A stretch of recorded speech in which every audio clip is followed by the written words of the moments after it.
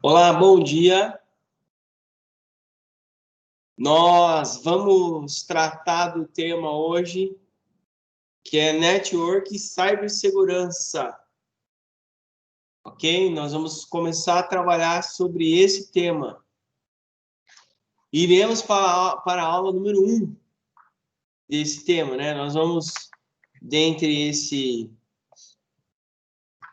conjunto aí de aula, nós vamos ter 7 aulas sobre esse tema, tá? Que fala de cibersegurança, network e cibersegurança, tá? A aula de hoje que é a aula número 1, nós vamos ver uma introdução a redes e servidores. Nós vamos fazer aqui uma introdução sobre esse tema, né? Que é redes e servidores, né? Logo no começo dessa introdução, ele fala que as redes de computadores, né, são apenas e simplesmente máquinas ligadas entre si. Esse é o conceito de rede. Quando eu se comunico através de equipamentos, tá? Então, quando eu interligo esses equipamentos, é que eu estou trabalhando com a rede, tá? Por que se comunicar? Por que comunicar um equipamento com o outro, né? Para permitir a comunicação de forma a compartilhar arquivos, impressoras, trocar mensagens, né? Compartilhar bancos de dados, entre outras coisas. Então, existe um objetivo de se comunicar. Existe um objetivo, né? Então, redes diversas existem há muito tempo, embora de maneira um pouco diferente do que conhecemos atualmente, ou como é usada hoje. Mas interligar máquinas digitais sempre foi algo muito desejado, né? E por que dizer necessário, né? Então, sempre foi muito buscado isso a todo custo, né? Por causa... Existem vários aspectos em vários setores. Por exemplo, quando eu falo das nações do mundo, se buscava uma globalização há muito tempo, né? E a história até revela isso, né? E a globalização, hoje em dia, a gente vê que realmente é uma grande realidade. Hoje você pode estar aqui, pega um avião, está lá no Japão. Então, a rede faz isso. Por que eu estou citando um avião para dar esse exemplo? Porque a rede ela faz essa comunicação. A diferença é que você não precisa pegar avião, né? Daqui mesmo, de onde você estiver, você se comunica, certo? Então, a necessidade de uma rede surge quando alguém precisa de sair de onde está para executar uma tarefa em outro lugar. Aí surge a necessidade. Então, aqui precisa se comunicar com a pessoa em longa distância. A rede tem esse objetivo. Sempre a rede vai ter, né, essa questão de distância, né? A quantos metros chega a rede, né? Então, quando preciso me levantar para sair, ou alterar o som da TV, ou mesmo mudar de canal, quando preciso sair de onde estou para saber quem está tocando minha campainha, ou batendo na porta, ou quando preciso ir em uma agência de correio para enviar uma carta para alguém, que mora longe, né? Parece que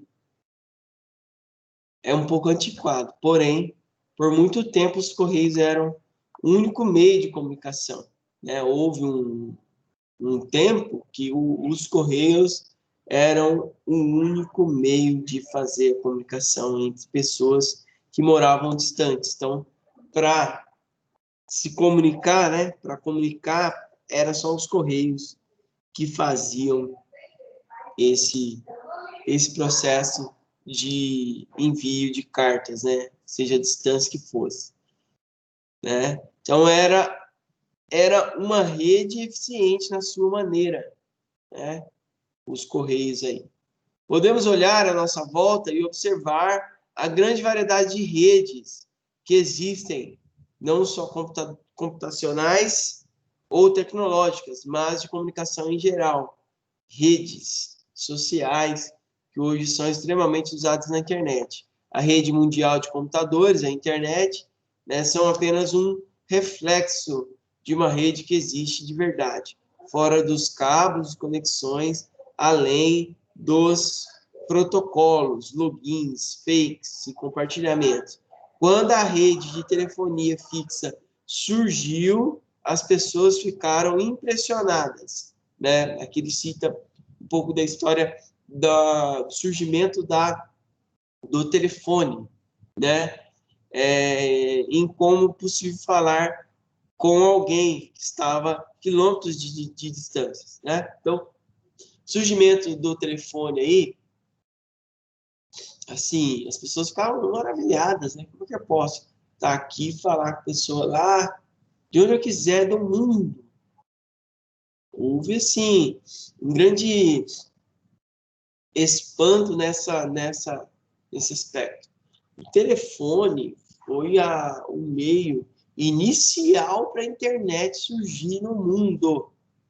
Ela já existia, mas estava oculta ali, e o telefone foi o meio pelo qual a internet surgiu, porque ela era discada primeiro, né? Você ligava como se ligasse para alguém, a princípio, e esse processo ainda é feito, só que é feito de forma diferente hoje, mas se iniciou assim, né? No Brasil mesmo, década de 90, existia a internet discada, né?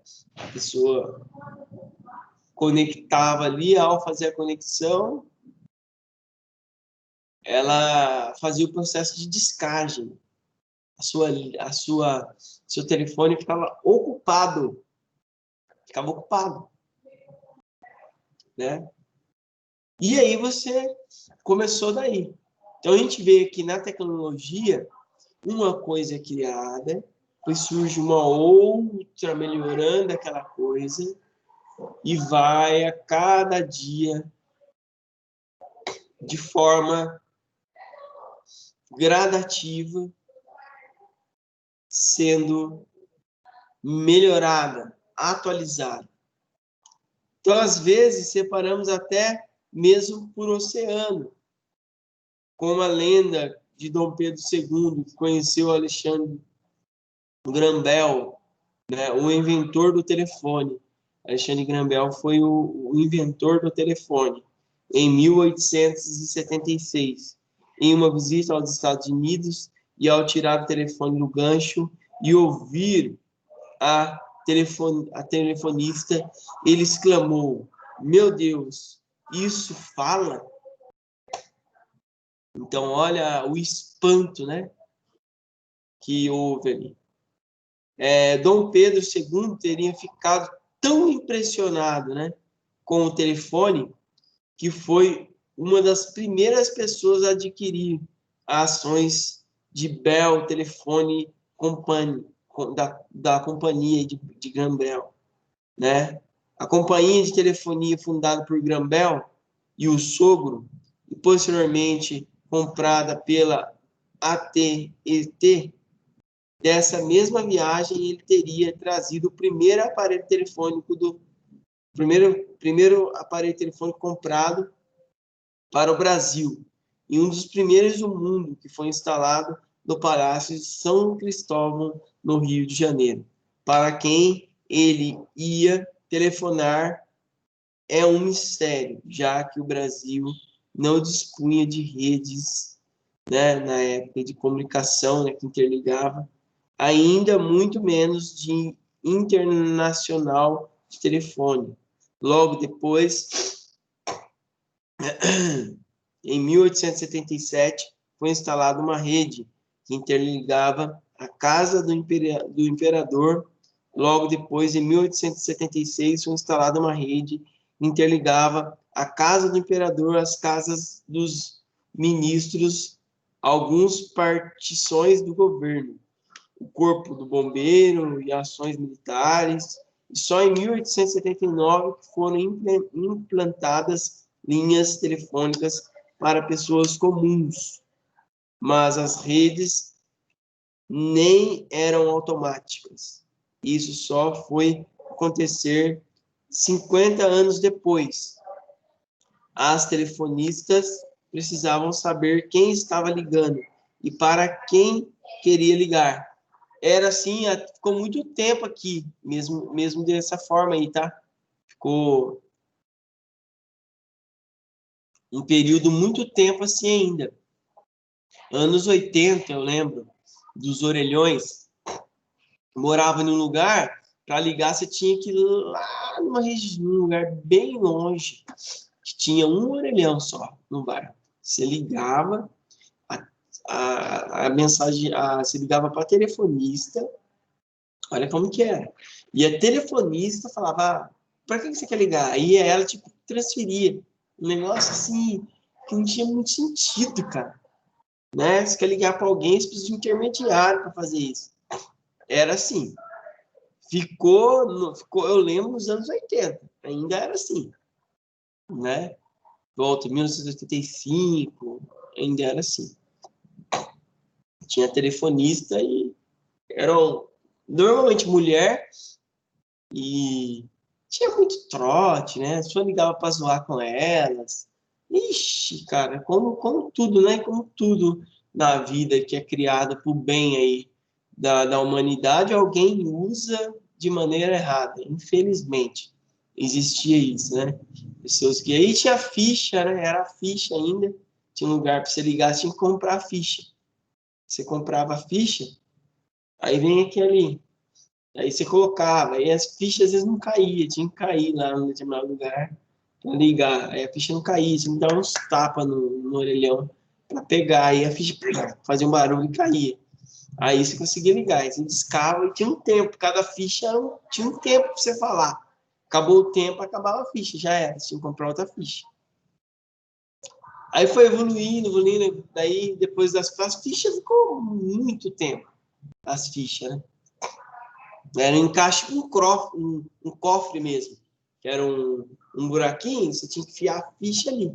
Você enfiava, às vezes ela não ia, ficava parada aqui, você tinha que dar uns tapas nela, daí dava a linha, pra você ligar. Aí você ligava e ia direto para essa telefonista. Era assim.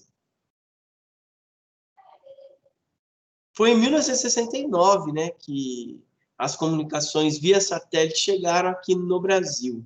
Isso é um pouco da história, né? A gente está falando aqui da rede de telefonia fixa, que ela tem uma ligação direta com a internet, como eu já falei. Mas se continuarmos observamos tempos as redes de celulares, né? Aí chegou a rede de celular no Brasil. Foi até que a gente tinha falado aí no módulo anterior. Se começar a buscar na história de onde surgiu a GSM, essa GSM foi a primeira rede aí de telefonia móvel do Brasil, né? Depois da GSM, o 3G e todas as tecnologias usadas atualmente, né? Existe a 5G aí. A 5G dizem que é via satélite, né? Que ela, por ser via satélite, veio aí a GSM. Aí antes disso tinha um 2G, Antes do 2G tem uma outra também, H alguma coisa. Então vem a GSM, tem um de H, não sei, alguma coisa, não lembro exatamente agora. Depois vem a 2G, então vem GSM, esse H alguma coisa, 2G, 3G, 4G e agora 5G. Nós estamos na sexta geração, vamos falar. Na sexta geração de sinal. Nenhum foi perfeito. Nenhum sinal de internet, de telefonia móvel foi perfeito. Eu lembro nos início dos anos 2000. Acredito que foi mais ou menos aí. Início dos anos 2000, final dos anos 90. Não, acho que é início dos anos 2000 mesmo. A telefonia, essa GSM era terrível. Ela era terrível. Não chegava em qualquer lugar. Eu lembro que eu tinha um Nokia, um tijolão assim, um Nokia. Grandão. Ele abria, o negócio vinha aqui embaixo. Aqui, ó. Eu lembro que eu tinha que subir lá um morro, bem um morro que tinha em casa, para conseguir dar sinal, para você conseguir fazer a ligação. Foi um grande estouro isso, né? Foi uma grande explosão isso aí, de que as pessoas, né, realmente achavam isso uma maravilha, né? E essa evolução, né, do telefone em casa, né, lá fixo, telefone fixo, na sua casa, para o telefone móvel. Você levava onde você quisesse, você ligava para alguém. Isso aí foi uma grande explosão. As empresas, né, lucraram muito, né? As empresas aí tiveram muita lucratividade, né? Grandes empresas, né, telefônicas, até de outros países, né? A espanhola, a própria Telefônica, né? Teve uma grande rede que comprou, veio para o Brasil, ficou um tempo aqui, né? Não melhorou nada, pela minha visão. Assim, não ficou nada que pudesse falar que é perfeito, né? Mas ficou um tempo. Só que a GSM era isso, ela não pegava em qualquer lugar. Ela foi melhorando. Aí evoluiu, né? Para essa H alguma coisa aí deu uma melhorada, e 2G melhorou um pouco mais, já pega quase em todos os lugares, tem lugar que ainda não pega, tá? Dependendo do lugar de distância, a distância que você for aí, não pega. Não precisa ser muito longe, não. Tem lugar aí que não pega. Mesmo com essa que a gente já tá, né? Que é a 4G aí. A 4G ela não pega em qualquer lugar, não. É uma internet excelente, tá? A 4G. 4G é uma beleza. Só que no centro, só pega em centro de cidade, em lugar bom. Se você tiver aí nos confins aí, em algum lugar distante aí fora do centro, não pega, esquece. Em bairros também pega, tá? Em alguns bairros. Meio distante tem bairro que pega, tá? Só que em determinados lugares também, se você for indo para um lugar mais baixo e tal, ele não pega a 4G. A 4G também é assim. Tá? E a 3G também, né? Ela varia muito. Dizem, né? Dizem, porque aqui não, nem chegou ainda. Dizem que a 5G ela vai pegar em qualquer lugar. Você pode se fiar dentro de um buraco que vai pegar. Porque ela vai trabalhar via satélite. Dizem, né? Dizem isso, que é um satélite. E aí ele vai atingir o mundo inteiro. Eu não sei como, né? Só são vários satélites, né? E os satélites se comunicar um com o outro. Mas diz que a tendência é essa, né? Porque tá vindo aí esse recurso da internet das coisas, né? De você se comunicar com os aparelhos e precisa de uma internet assim, né? Por exemplo, eu quero automatizar lá, fazer um controle da minha plantação, saber quando precisa de água ou não. Eu consigo fazer com o Arduino. Posso controlar lá, instalar um aparelhinho lá na minha terra, lá no campo lá, e lá precisa chegar o sinal de internet. Para eu, pelo celular, lá na minha casa, lá em São Paulo, saber o que está acontecendo lá. Minha plantação tá, o fruto lá já tá bom, né? Tá pronto para colher. Então eu vou conseguir saber. Hoje em dia dá, por causa da internet das coisas. Eu consigo comunicar equipamento, comunicar uma série de coisas. Então, essa história aqui é muito interessante e faz parte dessa introdução. Faz parte dessa introdução tão importante para a vida aqui de quem trabalha com a rede. Então, essa introdução é importante. Existem as definições, né? Definição de rede de computadores.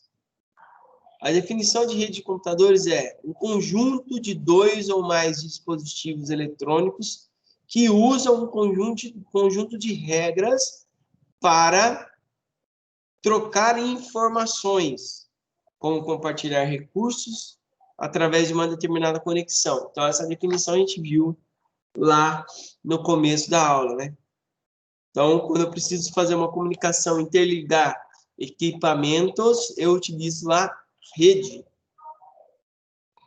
Ele fala que é um conjunto de dispositivos eletrônicos, de uma ou também chamado de nós. Fala aí que é um conjunto de regras, né? A rede também existe regras. Existem vários tipos de redes, né? A gente vai até falar aí. Tipos de redes, segundo o Talmud, as redes podem ser classificadas de várias maneiras. Número 1, pela distância. A rede era diferenciada pela distância que ela pode chegar. Número 2, por sua topologia. Por sua topologia. 3, por sua camada física. 4, pelo protocolo que ela utiliza. Então, a rede, os tipos de rede, ela tem essas características aí, certo? Número 1, pela distância. Número 2, pela topologia. Número 3, por sua camada física. E número 4, pela sua topologia, né? Aí a gente vai para a topologia. O que é a topologia? A topologia, beleza, ô Guilherme? Tranquilo. Qualquer coisa fala no chat aí. Qualquer dúvida, beleza?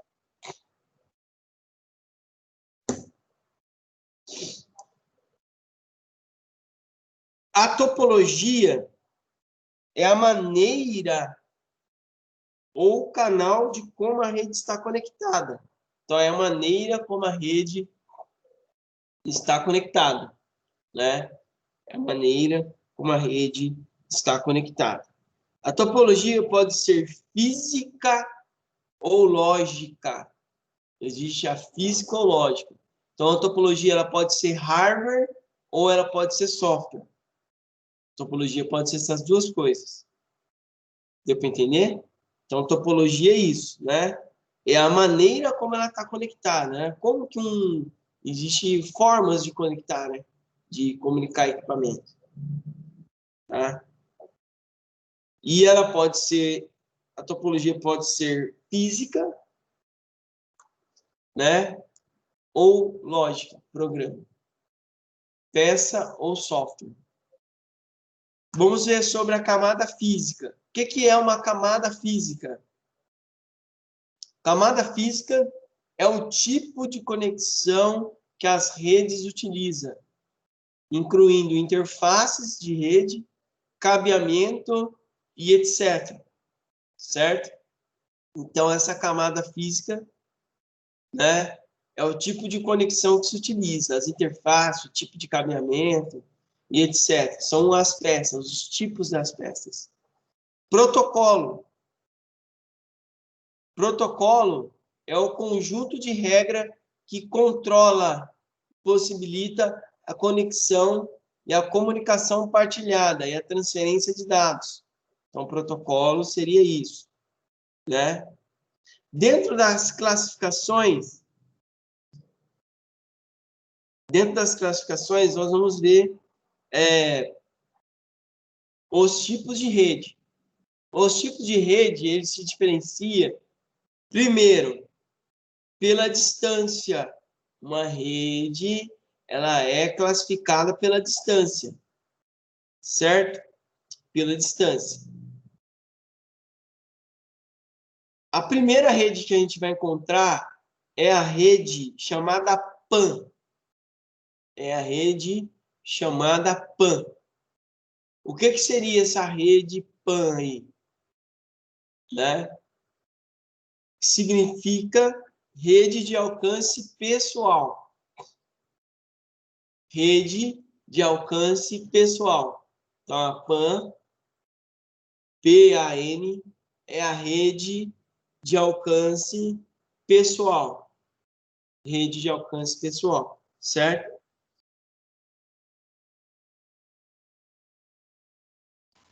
Sendo uma rede de alcance pessoal, que é a PAN, é um tipo de rede de curto espaço. Ela tem um curto espaço que fica dentro de uma curta distância, geralmente dentro de uma residência e para uma pessoa só. O tipo de tecnologia mais usada em PAN é a 802.15. A internet, a comunicação, vamos dizer assim, né? Ela se iniciou pelo Bluetooth.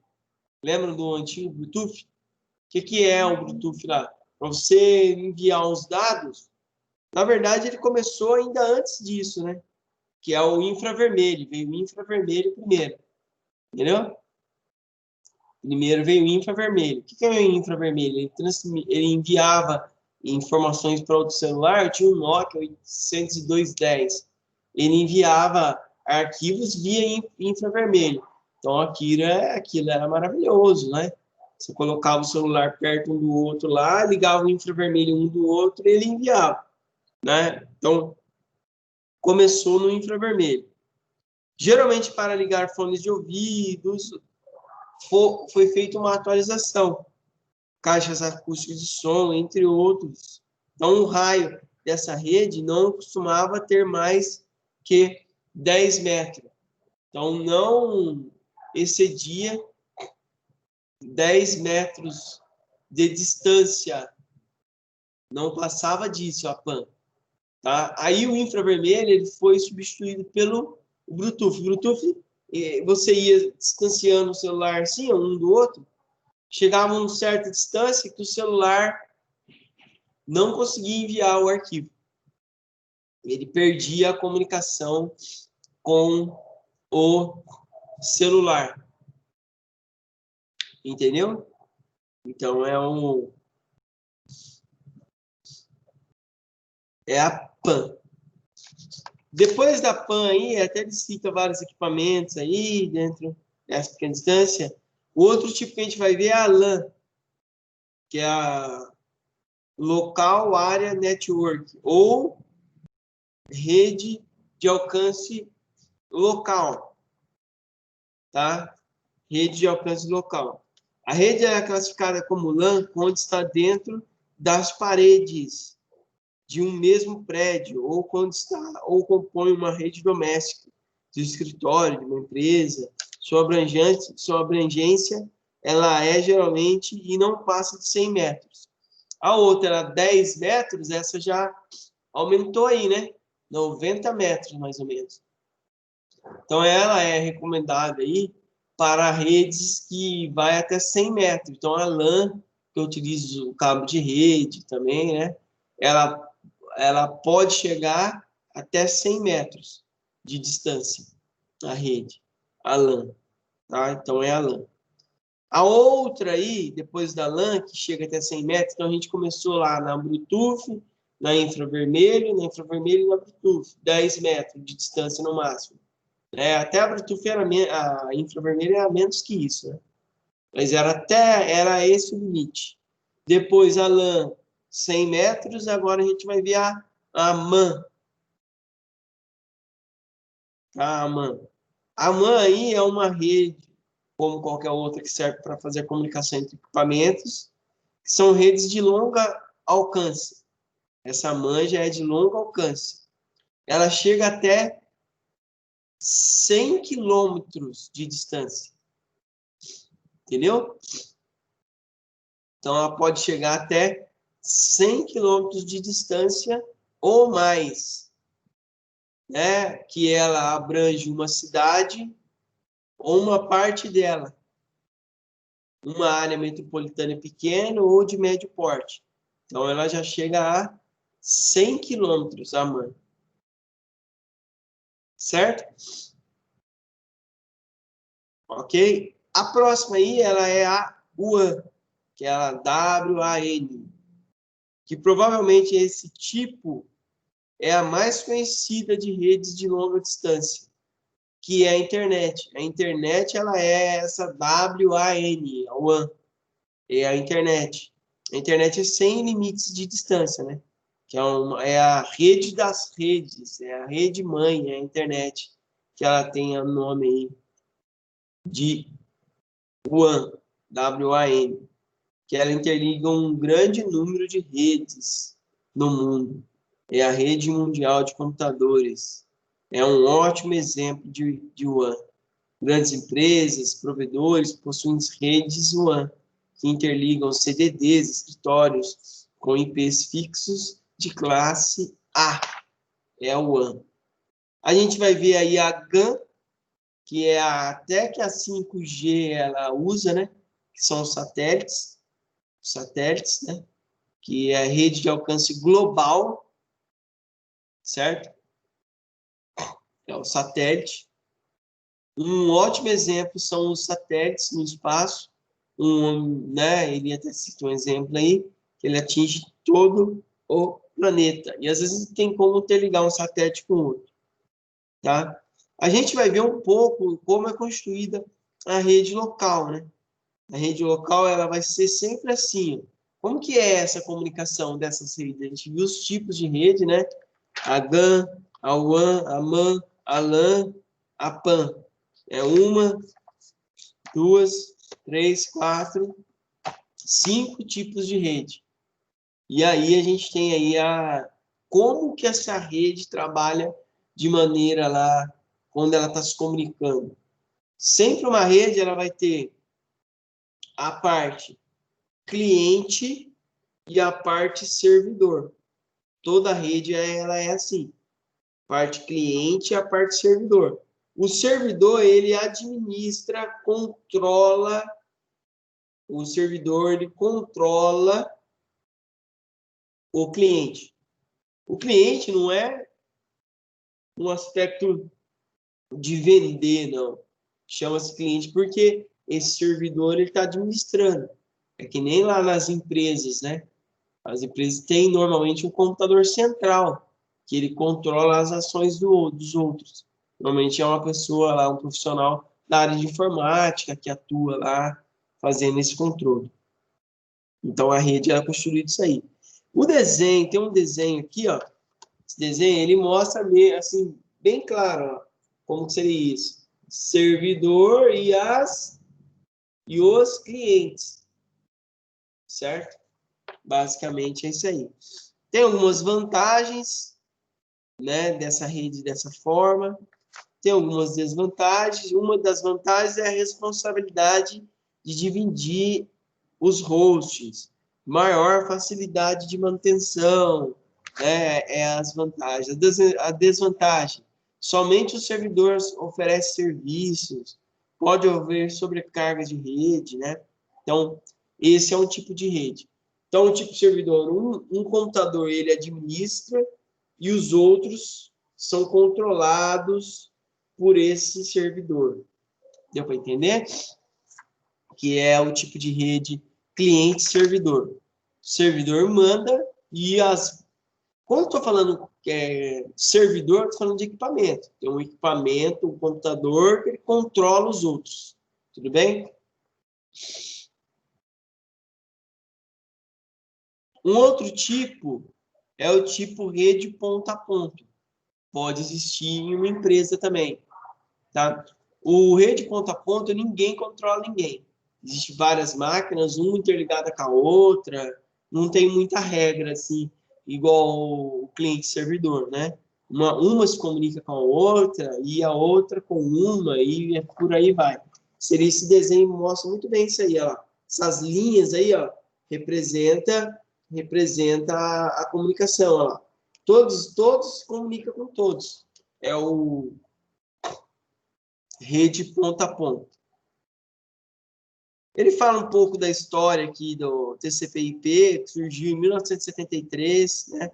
Que é um protocolo aí que houve uma grande mudança no aspecto da rede, né? Fala um pouquinho da internet, coisas, informações que eu já falei lá no começo, da internet surgindo no Brasil, internet de escada, orelhão, ficha telefônica, que eu citei, eu dei exemplos aí, né? Os servidores, geralmente vai encontrar como definição de servidor que é uma máquina, programa que fornece algo para a rede, tem um controle, né? Foi estabelecido. O TCP/IP foi o protocolo que foi a grande evolução da rede, né? Que ela estabeleceu aí uma regra onde cada computador ele tem um número de identidade, um número específico. Toda vez que você entra na rede, é o protocolo TCP/IP, né, que é o número que é usado para você conectar. E quem fornece esse número é um servidor, é um computador, né, vamos dizer assim, que é chamado servidor DHCP.